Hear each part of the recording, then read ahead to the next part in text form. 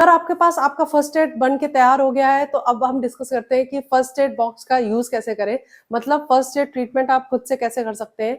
अचानक से अगर घर में बच्चे को चोट लग जा रही है खेलते-खेलते, या आपके खुद की किसी तरीके की इंजरी हो जा रही है, किचन में काम करते हुए अगर आपको कट लग जा रहा है, तो आप तुरंत डॉक्टर के पास नहीं जा सकते हैं, तो फर्स्ट एड बॉक्स का आप यूज़ यहाँ पे करिए और अपना फर्स्ट एड ट्रीटमेंट खुद से करिए। आगे हम बताएँगे कि कैसे आप फर्स्ट एड ट्रीटमेंट अपना खुद से घर पे कर सकते हैं। सबसे पहले तो अगर आपको किसी तरीके की चोट लग जा रही है, आपके बच्चे को चोट लग जा रही है और काफ़ी डीप कट इंजरी है और खून काफ़ी अगर बह रहा है, तो बिल्कुल भी घबराएँ नहीं, परेशान नहीं हो। आपके पास फर्स्ट एड बॉक्स है, तो हम इसका इलाज कर सकते हैं। सबसे पहले हमें ये देखना है कि चोट कितनी गहरी है, गंभीर है और खून कितना ज़्यादा निकल रहा है। अगर बहुत ज़्यादा गहरी चोट है, तभी भी घबराएँ नहीं, हम उसका आराम से ट्रीटमेंट कर सकते हैं।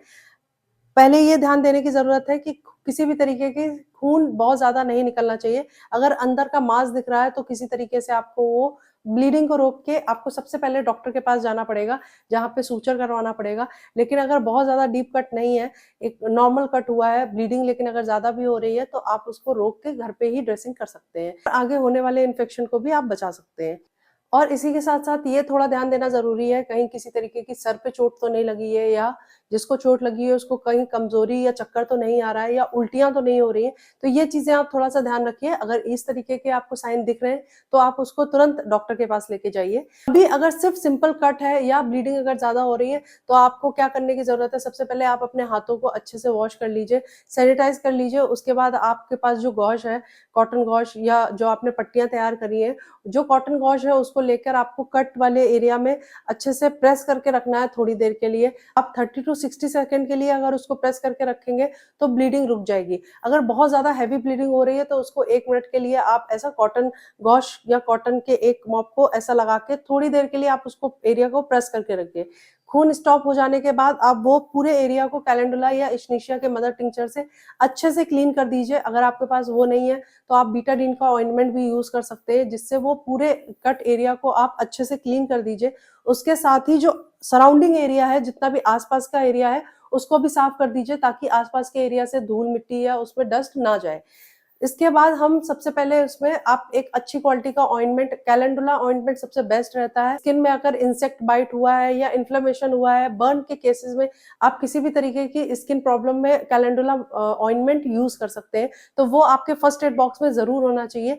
तो आप कट इंजरी में कैलेंडुला का ऑइंटमेंट भी अप्लाई कर सकते हैं, और उसके ऊपर आप एक कॉटन गॉश लेके अप्लाई करके सर्जिकल टेप से आप पूरी तरीके से उसको पैक कर सकते हैं।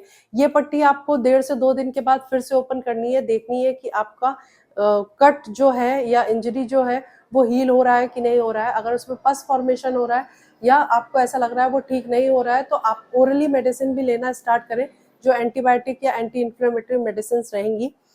आप ड्रेसिंग को हर 2 दिन में या 3 दिन में चेंज करते रहें। स्पेशली अगर डीप कट इंजरीज़ हैं, तो आप उसको 2 दिन में पक्का चेंज करें। अगर बहुत ज़्यादा डीप कट इंजरीज़ हैं, तो आप डॉक्टर के पास कंसल्ट ज़रूर करें।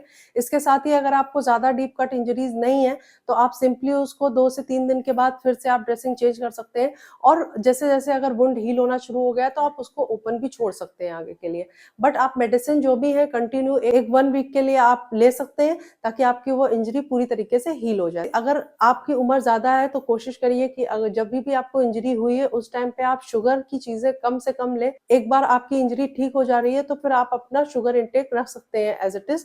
अगर आप डायबिटिक हैं, इवन नॉन डायबिटिक है, तभी भी शुगर की चीज़ें कम से कम कंज़्यूम करें, वो आपकी हीलिंग प्रोसेस को बढ़ा देगा। Thank you so much. जय हिंद, जय भारत।